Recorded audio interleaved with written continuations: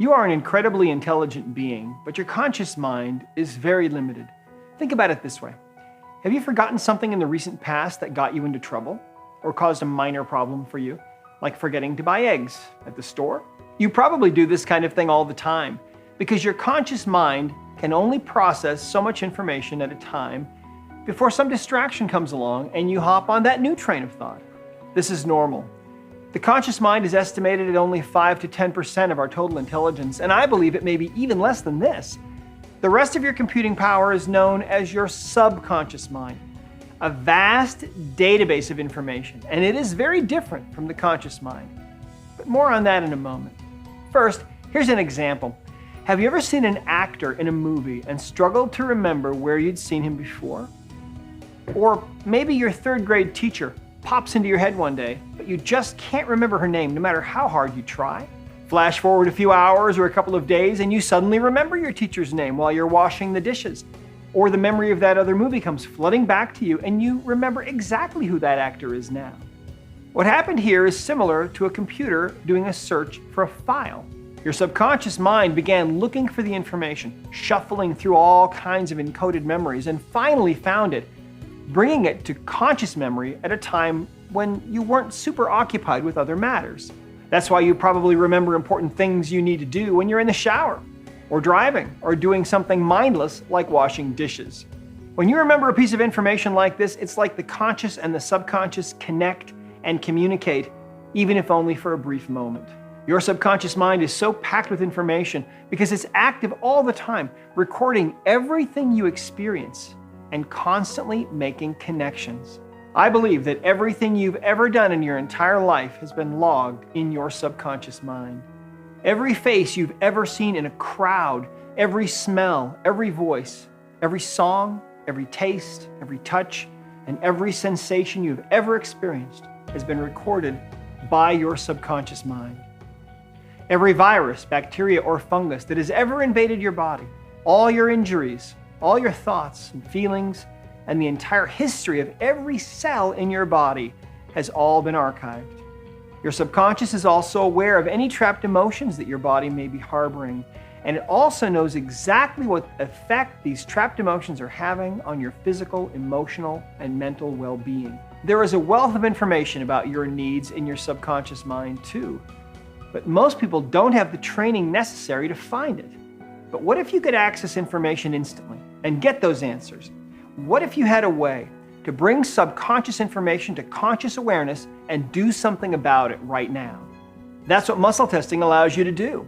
It's a tool that you can use to open a window to the subconscious computer, just like a mechanic can plug into your car and can run a diagnostic to find out exactly what's going on and what needs fixing. Muscle testing is not for accessing trivia like your third grade teacher's name or which movie that actor was in.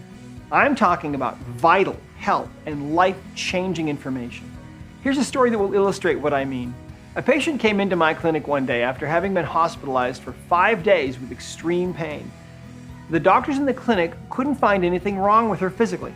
They had run every test and concluded that it must all be in her head, and they discharged her. At my office, I worked on her accessing her subconscious mind, and one of the things I found was that she needed chromium. We didn't have any at the time, and I didn't think it was a major finding.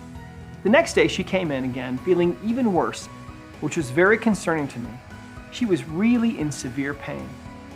I accessed her subconscious mind again, and guess what showed up? She needed chromium. I asked her if she'd gotten any, and she said no. She hadn't apparently thought it was a very significant thing, and to be honest, neither did I.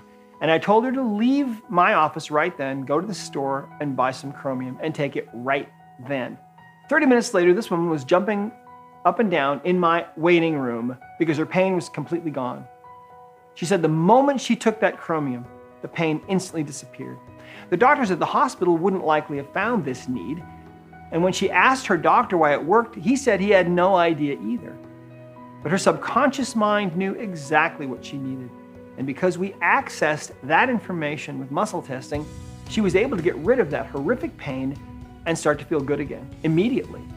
There are a number of very effective types of muscle testing you can use to tap into the subconscious mind that are quite easy to perform. Let me share the simplest of these with you now. I call this the sway test. Here's how it works. If there's any music playing in your room or if the television is on, turn them off so that you'll be able to focus completely on the test. Stand with your feet shoulder-width apart. Drop your hands to your sides and close your eyes.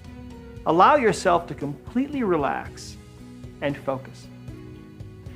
First, I want you to experience how the subconscious mind will cause your body to sway backward when you hold a negative thought in your mind. Try thinking about the word war. The moment your subconscious mind connects with the thought of war, you will begin to sway backward as your subconscious mind recoils from the sheer negativity of that thought. This typically doesn't take more than 5 or 10 seconds and gets easier with practice. Now allow yourself to relax again. With your eyes closed, focus your mind on the word gratitude. Once again, you should notice that the moment your subconscious mind makes the connection with what that word really means, your body will start to sway, but this time it will start to sway forward of its own volition in an attempt to move you closer to that positive thought. If this worked for you, you've achieved a clear baseline test and know that you're testable. Now you can use the sway test to quickly determine whether or not you have a trapped emotion. In the same standing position with your eyes closed, arms at your sides, and very relaxed, make this statement: I have a trapped emotion. Focus your mind on that statement.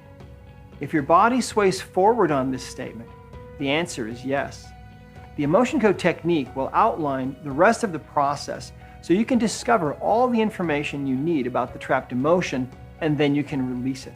The sway test is just one of the many muscle testing methods you can learn and use. You can use muscle testing on your own body, or you can use it for someone else too, even animals. You can also use these same concepts to heal people at a distance, just with a few modifications. In fact, we have a free course to teach you more about muscle testing. You'll learn how it works and how you can master this powerful tool with just a little practice.